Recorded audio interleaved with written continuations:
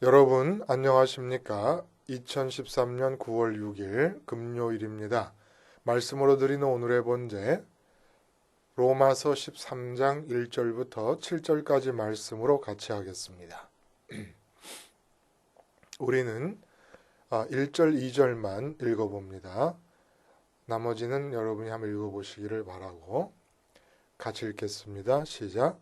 각 사람은 위에 있는 권세들에게 복종하라. 권세는 하나님으로부터 나지 않음이 없나니 모든 권세는 다 하나님께서 정하신 바라.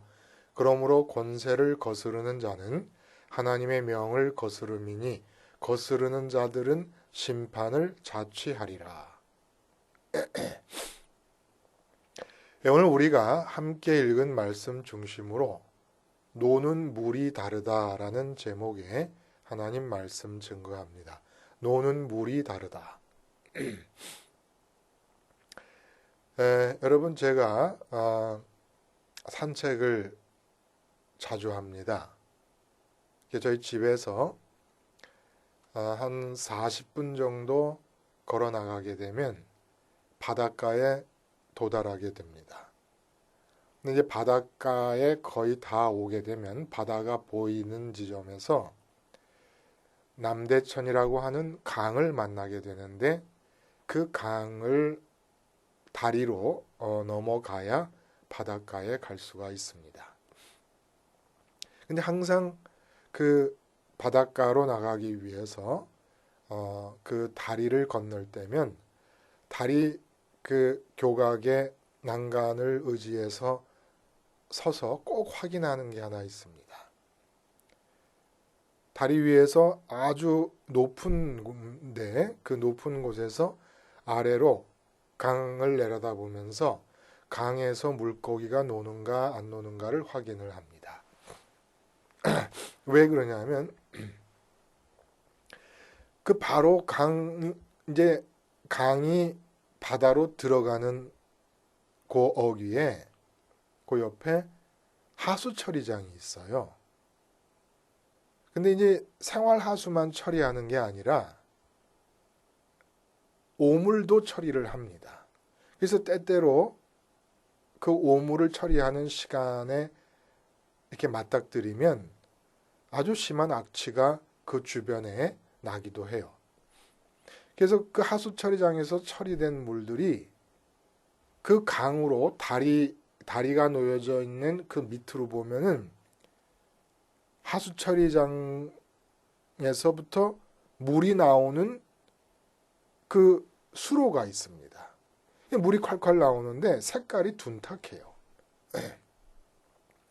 그래서 완전히 처리가 되긴 하지만 둔탁한 색깔의 물이 바로 바다로 흘러나가게 되니까 강의 그 어귀로 흘러나와서 곧바로 바다로 이제 진입하게 되니까 늘 걱정입니다.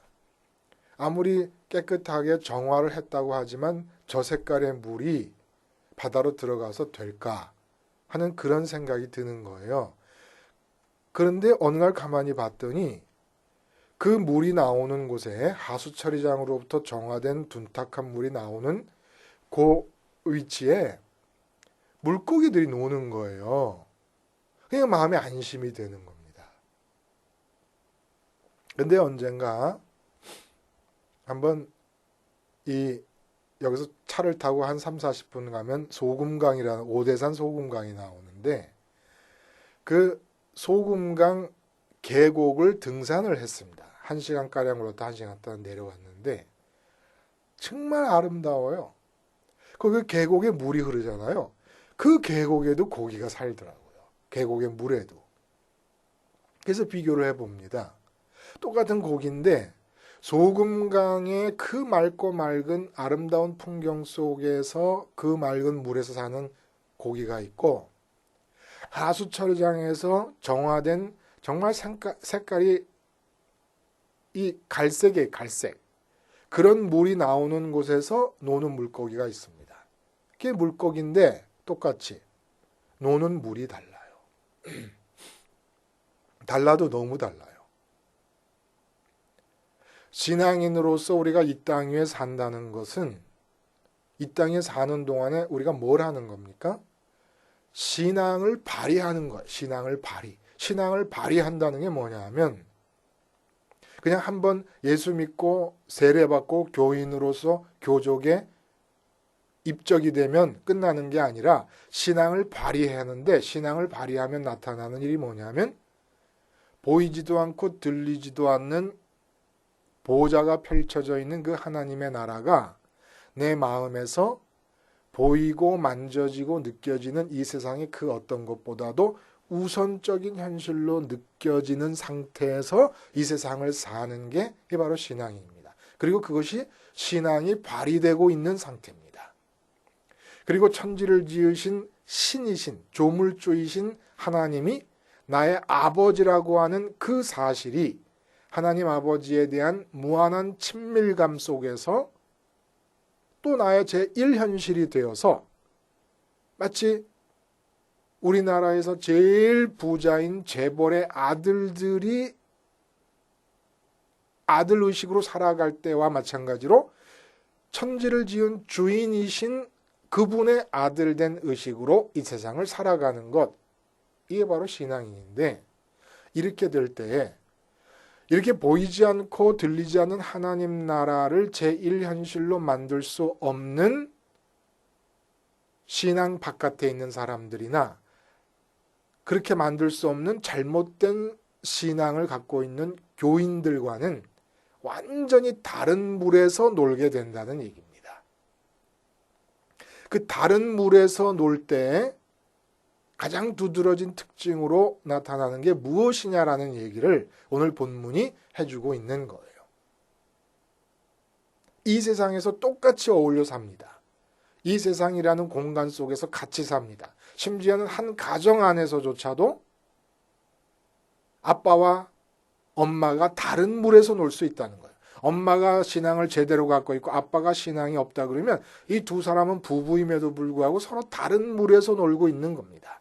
아빠는 혼탁한 하수처리장에서 정화된 둔탁한 물이 나오는 곳에서 놀고 있다 그러면 엄마는 소금강 계곡의 맑은 물에서 놀고 있는 물고기일 수 있다는 얘기예요.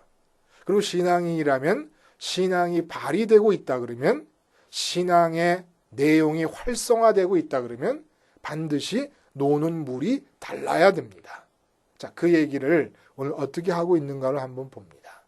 오늘 본문이 참 어렵습니다, 여러분.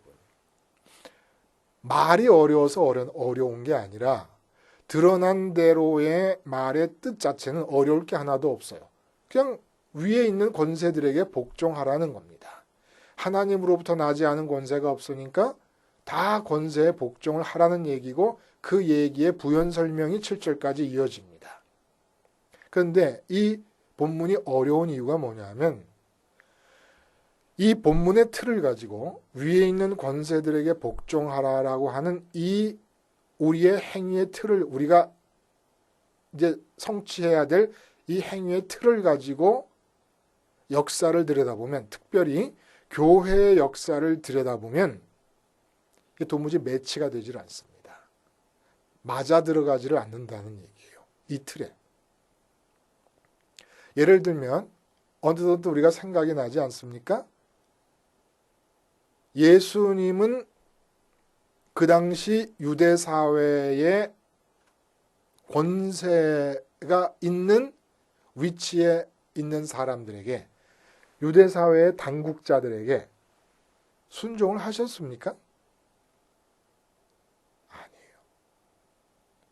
이왕 질문이 나온 김에 미리 질문을 해보면 그러면 당국을 뒤엎어버리고 새로운 권력 집단을 창출하셨습니까? 아니에요. 기존의 권력과 권세에 맞서서 새로운 권력 집단을 창출하지도 않으셨지만 오늘 사도 바울이 본문에서 말하는 대로 순종하지도 않으셨습니다.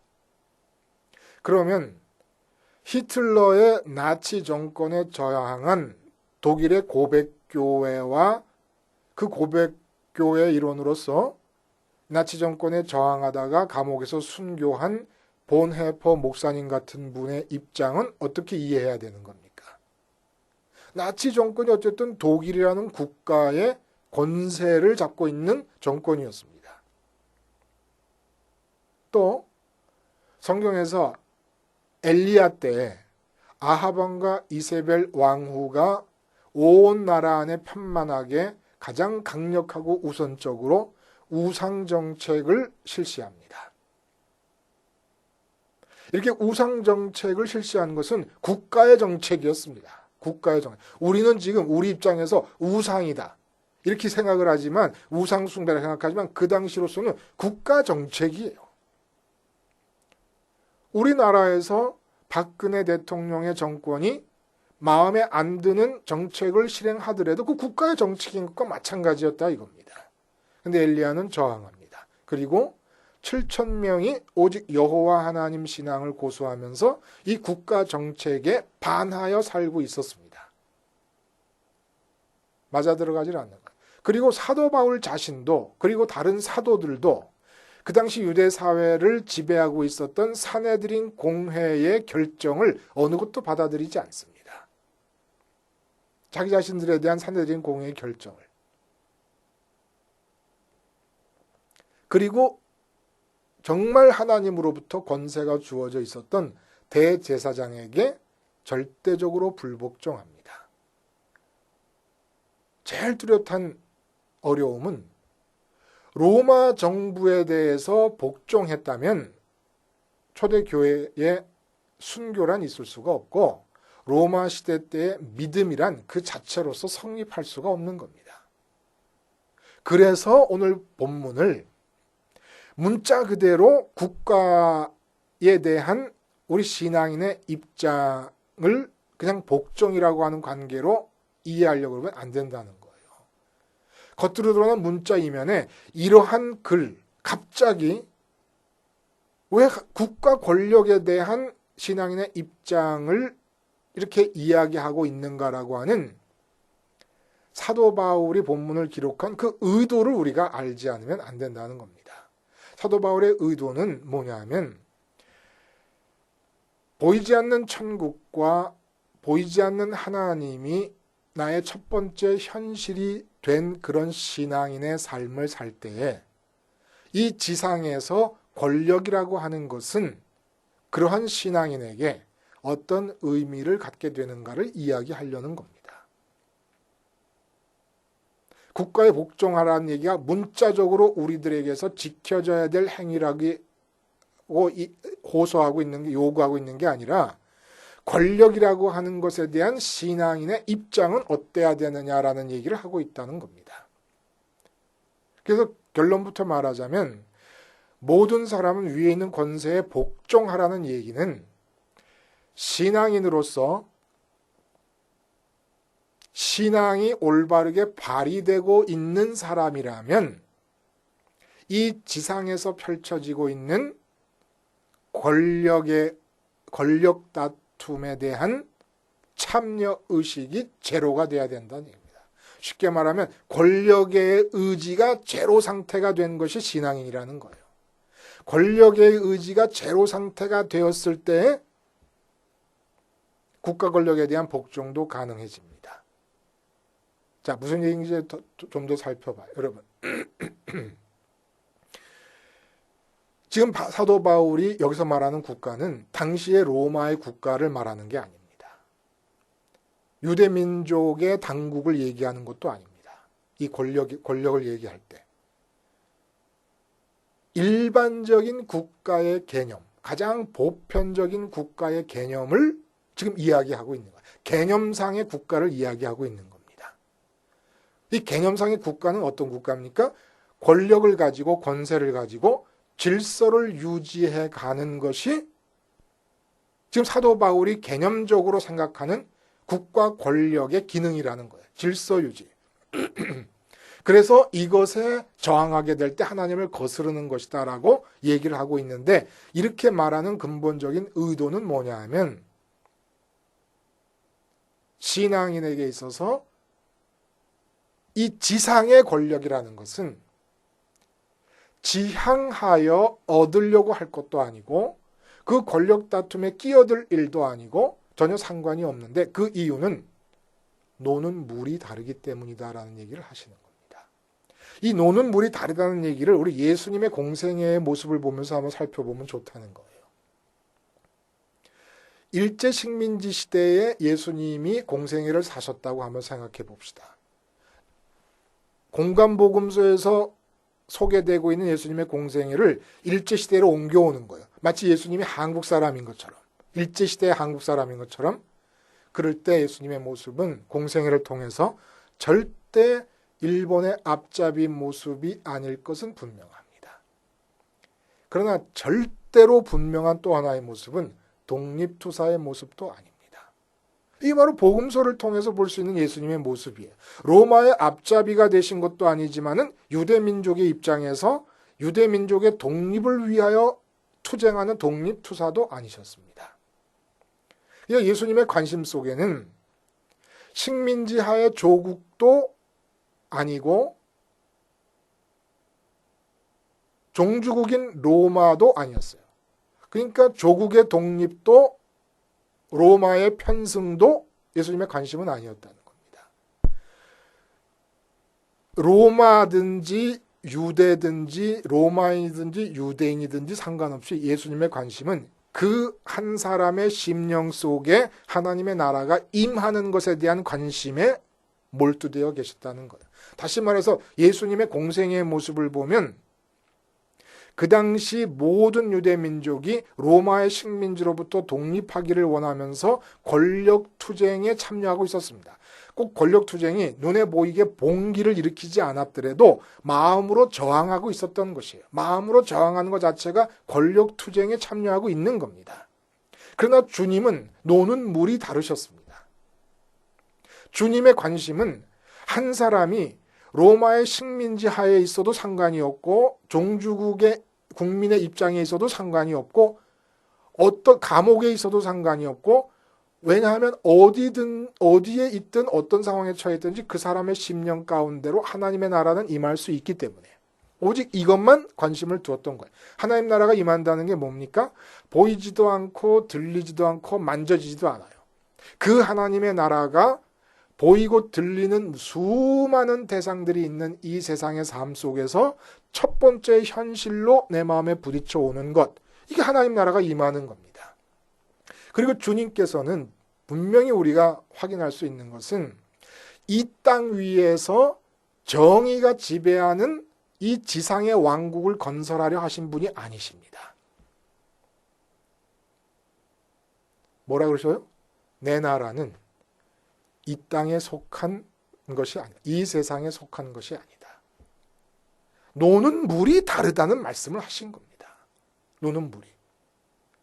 그래서 오늘 본문의 근거에서 말하자면 모든 이 지상의 권세에 복종하라고 하는 말을 하는 사도 바울의 의도 속에는 참 신앙 안에서 보이지 않는 하나님의 나라가 제1현실이 돼서 마음이 지상을 떠나서 하늘에 속한 자들은 노는 물이 다르기 때문에 이 지상의 권력 다툼에 참여하지 않는다.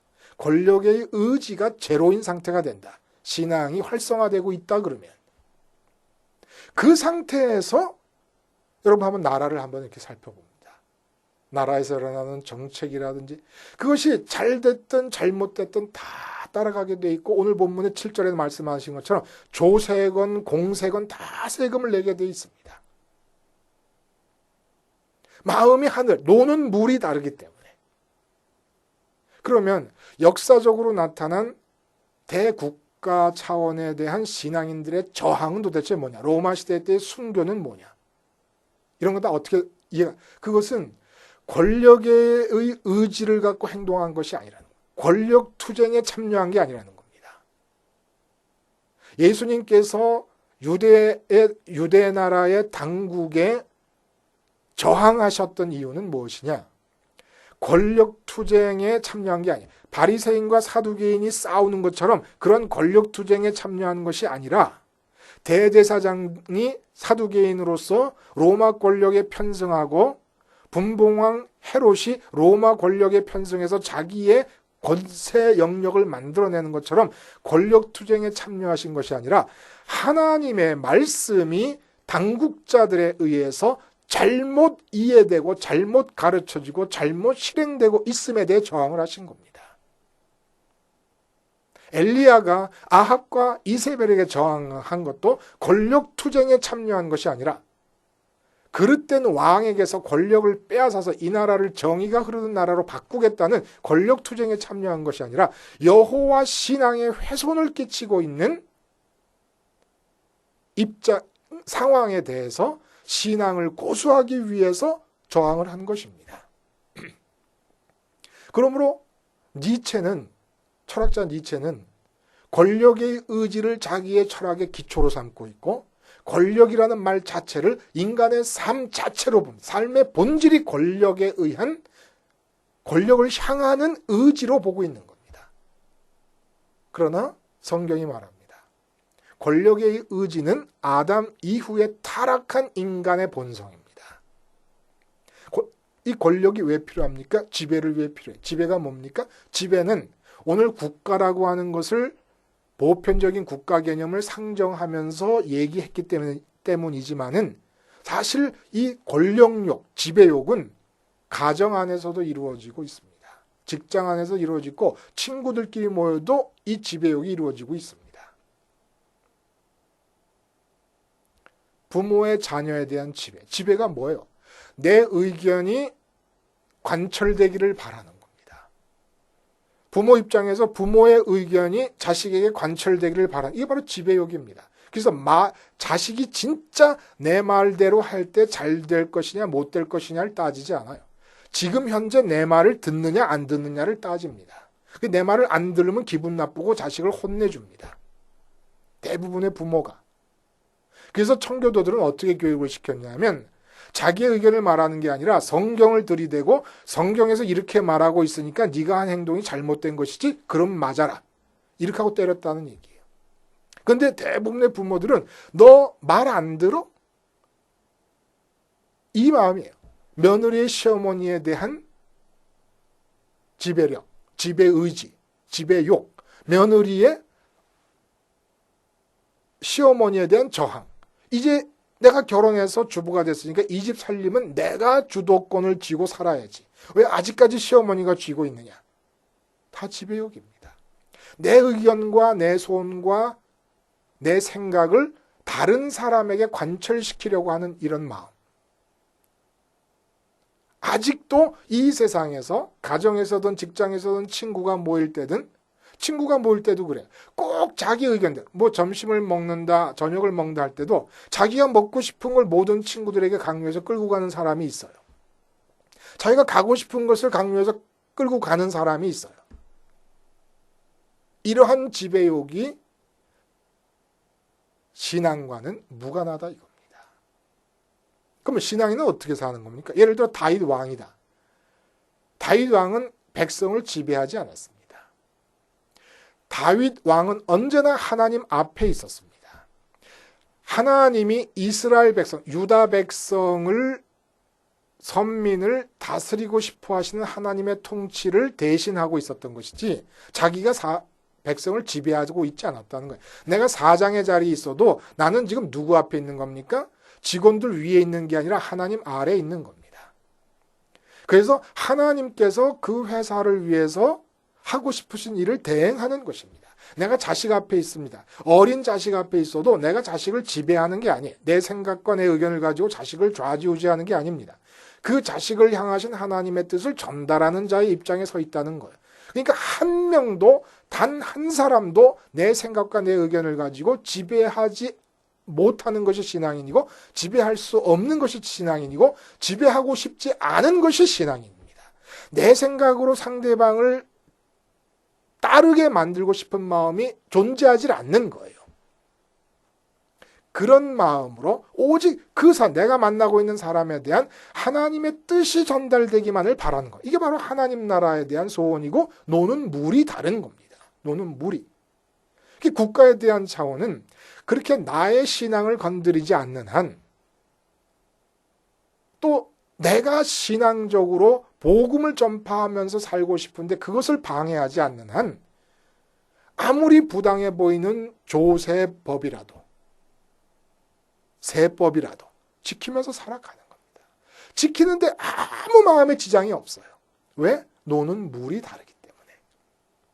노는 물이 다르기 때문에. 한번 하나님 나라가 내게 제1현실이 한번 되어 보시면 사도 바울이 위에 있는 권세들에게 복종하라고 하는 이 말씀을 이해할 수가 있습니다. 우리가. 그냥 나라에서 하는 모든 정책이 아무리 불합리해 보이고 뭐 야당은 난리고 또 야당에서 얘기하면 여당이 난리고 맨날 자기들끼리 싸우지만은 하늘나라가 첫 번째 현실이 되는 게 나의 과제인 내 관심사인 이런 상태에서는 노는 물이 다르기 때문에 야당도 여당도 아니고 정책이 결정되면 다 따라주는 겁니다.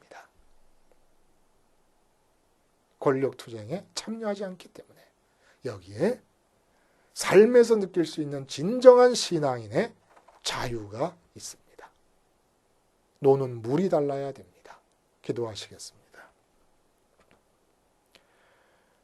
하나님 아버지,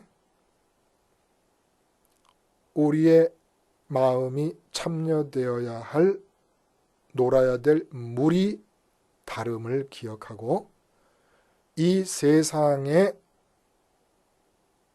권력투쟁의 현장으로부터 온전한 자유를 누릴 수 있게 하여 주시옵소서. 예수님의 이름으로 기도하옵나이다. 아멘.